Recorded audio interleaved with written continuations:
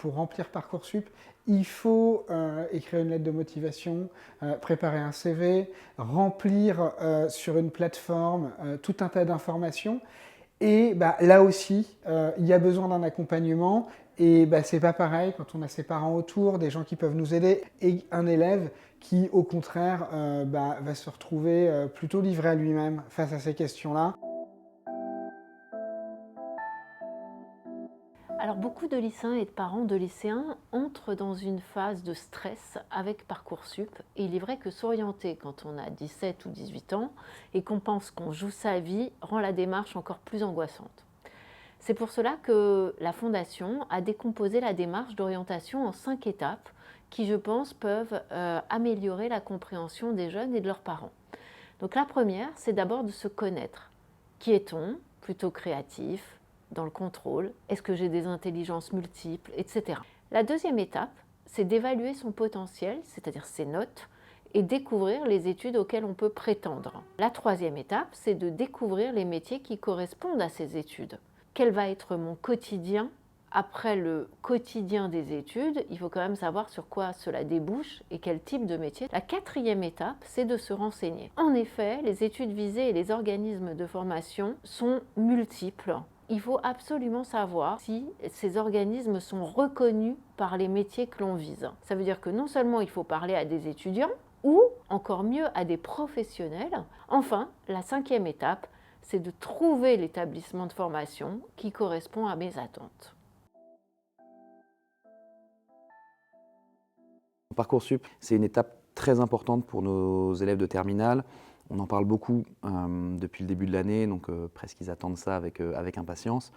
On est ici sur un lycée professionnel, mais on a aussi la filière générale et technologique, ce qui permet en fait d'avoir plusieurs interventions tout au long de l'année, en début d'année, sur l'importance de Parcoursup, le calendrier Parcoursup, les attendus un petit peu de cette phase, de cette construction de projets professionnels pour un élève. Donc on gère depuis quelques années des heures dédiées avec les élèves pour utiliser cette plateforme.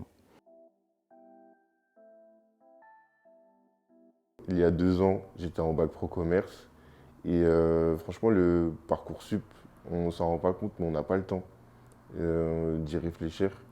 Et franchement, faut bien prendre son temps, faut écouter tous les avis de nos proches et avoir un maximum d'informations pour le Parcoursup.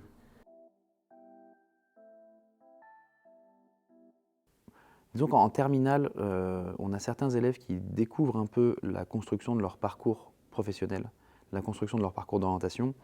Donc c'est très difficile de tout de suite rentrer dans cette phase de Parcoursup où le site est très fourni, il y a beaucoup d'informations, on est obligé de faire un gros travail d'information auprès des élèves, voire même un peu de traduction des attendus, de traduction des objectifs pour les élèves qui découvrent. Dans certaines filières, ça fait du coup depuis la seconde qu'on essaye de mettre en place un peu des parcours autour de la construction de ce projet professionnel. Ça peut se passer avec des associations telles qu'Article 1, à travers des ateliers qui se passent au lycée.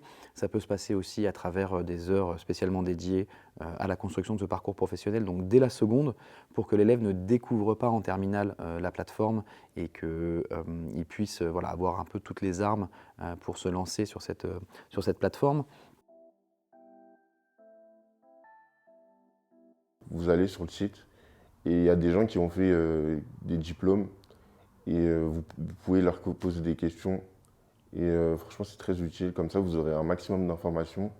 Et après, vous allez vous mettre à leur place et vous allez vous dire si ça vous convient ou pas. Concrètement, voilà, sur cette plateforme, il y a tout un tas d'informations. Des fiches explicatives de chaque filière qu'on met à jour très régulièrement, des pages sur lesquelles on parle justement du budget de l'étudiant, des différentes possibilités de bourse. Et puis, on a aussi une dizaine de milliers d'éclaireurs sur la plateforme pour que les élèves puissent les interroger. Si l'on veut ne pas se tromper de filière et notamment de quotidien dans les études, il y a un outil extraordinaire qui s'appelle Inspire, qui non seulement permet de se tester pour voir à quelle filière ces notes vont permettre de pouvoir prétendre et puis quel type de personnalité émerge de quelques questions simples que l'on va nous poser, mais surtout, cela va vous permettre d'avoir des contacts d'étudiants avec qui vous pourrez avoir une discussion précise et très concrète sur ce à quoi ressemblent les études, tant d'un point de vue d'emploi du temps que de matière, que de charge de travail, que d'équilibre filles-garçons, que d'équilibre conceptuel, pragmatique, etc., qui sont des choses dont on ne peut absolument pas avoir l'idée au préalable.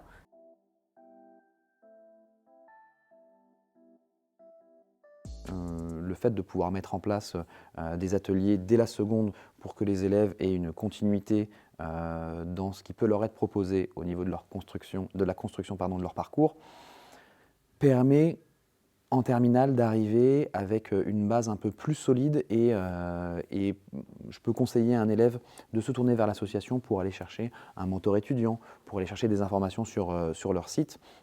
Le lien va être fait beaucoup plus facilement en dehors du lycée qu'à l'intérieur du lycée.